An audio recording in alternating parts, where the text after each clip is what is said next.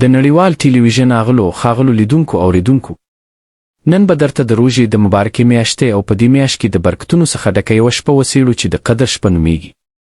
د قدر شپه یا لیلت القدر د زښتو ډېرو مهمو شپو څخه ده چې د روژې د میاشتې د وروستیو 10 شپو څخه یوه شپه ده او یو شمېر دیني عالمان په دې باور دي چې د قدر شپه د روژې او 20مه شپه ده. د لیلت القدر لغوي معنی د قدرت شپه او یا د تقدیر شپه ده. د قدر شپه په اسلامي جنترۍ او کالنداره کې د کال د ټولو شپو په پرتله د یوه ځانګړي او د برکتونو څخه ډکه شپه ده.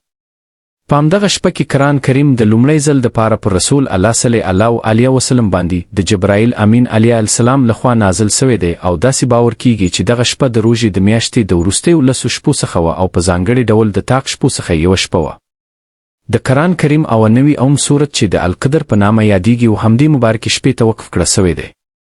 رسول الله صلی الله علیه وسلم د قدر د شپې د برکت او ارزښت په هکله فرمایلی دي: څوک چې د قدر په شپه په ایمان او اخلاص سره عبادت وکړي د هغه ټولې پخوانۍ ګناوې بخښل کیږي. د بخاري شریف نه نقل شوی حدیث دی. خو یاد ساتئ چې خدای هیڅکله د بل انسان حق چاته نه بخښي، نو د بل چا د حق له خوړلو نه به ځانونه ساتئ.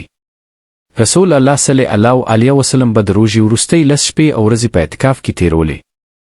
دا د روژې د مبارکې میاشتې راتلونکي وروستۍ 10 شپې د بخښنې، رحمت او برکت څخه ډکې شپې دي او الله تعالی دې موږ ټولو ته بشپړه توان او توفیق راکړي چې تر خپله وسه پورې د خپل رب ډېر عبادت پکې وکړو. آمین سم آمین.